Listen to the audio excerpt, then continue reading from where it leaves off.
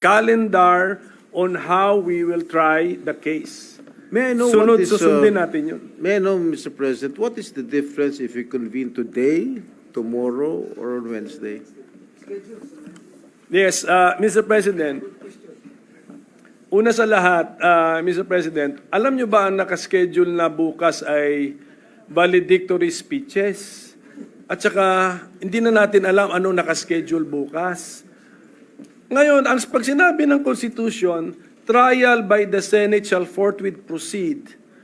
Hindi ba mas compliant tayo, not only with the words but with the spirit of the Constitution, if we now advance the convening of the court at umpisahan na natin yung mga preliminaries or formalities na kailangan din naman natin gawin.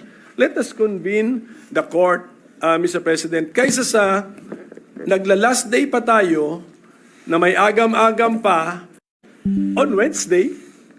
So, my position is, it is more in keeping with the spirit, I'm more concerned, I'm more compliant with the spirit and wording of the Constitution if we now convene as an impeachment court and do these important matters also in the organization of the Senate as the impeachment court. The chair will relinquish my position in a while in order to speak in plenary, on the floor rather. But just to answer that point of the Honorable Pimentel, kaya po in-schedule ang valedictory bukas dahil nakaschedule po yung impeachment nga dapat sa Wednesday.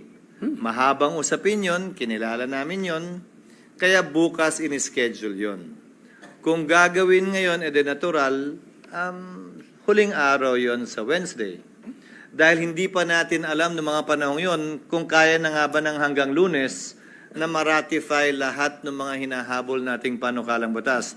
Just for the record, and lest aspersions be cast na magbabaledictory na kayo, hindi pa nyo ginagawa, because that was the schedule and nobody questioned it until today.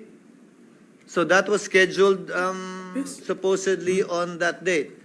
But just on that point, Senator Estrada may proceed. No, I have no more questions. Yes, I think the Senate President has already voiced out his own opinion during one of his press conferences. But I'd rather say it on the Yes. record here too, Your Honor. Senator Tulfo intimated to this representation his desire to speak on the matter as well. Mr. President, I'd like to make a very short manifestation. Nahalata ko kanina pa tayo back and forth, para nag-aaway na tayo dito. To solve the impasse siguro, we'll have to put it in a vote, whether to convene today or tomorrow. Somehow we have to convene come what may. Magbutuhan na lang tayo para matapos na. Baka abutin tayo hanggang madaling araw, hindi pa rin natin napag-alalaman kung ano talaga ang dapat gawin natin. Let's do it. Let's put it in a vote. Tonight ba tayo magbotohan or tomorrow?